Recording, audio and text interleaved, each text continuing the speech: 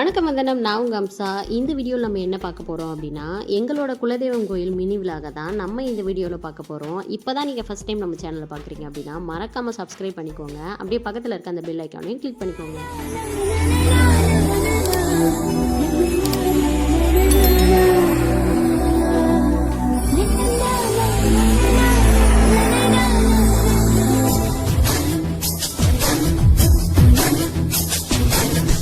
குலதெய்வம் கோயிலுக்கு போகணும் அப்படின்றதுனால காலையில் எழுந்திரிச்சு சாமியெல்லாம் கும்பிட்டுட்டு நானும் லிங்கா குட்டியும் அப்படியே கிளம்பி அப்படியே காரில் உட்காரதுக்காக அப்படியே போயிட்டு இருந்தோம்.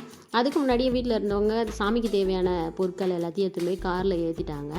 எங்களோட ஃபேமிலியில் நாங்கள் ட்ரிப்பு போகணும் அப்படின்னு கேட்டோம் அப்படின்னா உடனே ட்ரிப்பு குலதெய்வம் கோயிலுக்கு அடிச்சிருவாங்க. போகிற வழி எல்லாமே இப்படி தான் இருந்தது. சும்மாவே தென்காசி சூப்பராக இருக்கும். இன்னும் அந்த கிளைமேட்டுக்கு அதுக்கும் ரொம்ப சூப்பராக இருந்தது. காலையில் நாங்கள் முதல்ல இந்த கோயிலுக்கு தான் நாங்கள் வந்திருந்தோம். ஏன்னு கேட்டிங்கன்னா எப்பவுமே கடைசியாக இங்கே தான் வருவோம். இந்த டைம் முதல்ல இங்கே வந்ததுக்கான காரணம் இந்த கோயிலோட பூசாரி தான். எனக்கு வெளியில் போகணுன்ற வேலை இருக்குது, நீங்கள் சீக்கிரமாக வாங்க அப்படின்றதுனால முதல்ல இங்கே வந்துட்டோம்.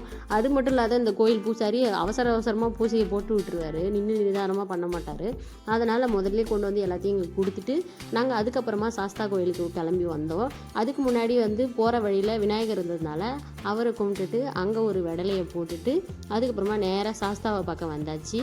அங்கே வந்தால் நிறைய ஃபேமிலி வந்திருந்தாங்க கடைசி வெள்ளி அப்படின்றதுனால அவங்களுக்கும் எங்களுக்கும் சேர்த்து தான் பூஜையை போட்டாங்க. பூஜையை போட்டுட்டு பிரசாதமாக எங்களுக்கு பூந்தி கொடுத்துருந்தாங்க. அதை தான் சாப்பிட்டுட்டு அப்படியே நின்றுக்கிட்டு இருந்தோம். லிங்கா குட்டி சாப்பிட்டுட்டு இருந்தேன். ஏழு குட்டியை என்னோடய மாமியார் வச்சுக்கிட்டு இருந்தாங்க. அதுக்கப்புறமா சாமி நல்லா திருப்தியாக இருந்தது சாமி கும்பிட்டது. நின்று நிதானமாக நாங்கள் சாமி கும்பிட்டுட்டு கோயிலை சுற்றி வரலான்னு சுற்றி வரும்போது மறுபடியும் அந்த பூசாரி ஃபோன் அடிச்சிட்டாரு. எனக்கு வெளியில் போகிற வேலை இருக்குது, நீங்கள் சீக்கிரமாக வாங்க, நான் பூசையை போட்டுட்டு போனோம் அப்படின்றதுனால அவசரமாக கோயிலை ஒரு 3 ரவுண்டு அடிச்சுட்டு அதுக்கப்புறமா அங்கேருந்து நாங்கள் காரில் கிளம்பி வந்தோம் இல்லையா, அந்த கோயிலுக்கே மறுபடியும் வந்தாச்சு. அதான் எப்பவும் போல் அவசரமாக பூசையை போட்டார், சாமியை கும்பிட்டாரு. அப்புறம் அப்படியே நாங்களும் சாமியை கும்பிட்டுட்டு மறுபடியும் காரில் ஏறிட்டோம். காரில் ஏறினோன்னே என்னோடய லிங்கா குட்டியை மாமனார்கிட்ட கொடுத்தாச்சு. எழில் குட்டியை மாமியார்கிட்ட கொடுத்துட்டு நாங்கள் 2 பேரும் ஜாலியாக எங்கள் ஹஸ்பண்டு கூட உட்காந்துட்டு வந்துட்டு இருந்தோம். அதுக்கப்புறமா 3ஆவதாக வந்த கோயில் தான் இந்த கோயில். எப்பவுமே 2ஆவதாக இந்த கோயிலுக்கு வருவோம். இந்த டைம் கடைசியாக இந்த கோயில் தான் வந்தோம். இந்த கோயிலோட பூசாரி என்ன சொல்லிட்டாருன்னா, நான் 6 மணிக்கு மேலே தான் வருவேன், நீங்களே பூசையை போட்டு போங்க அப்படின்ட்டாரு.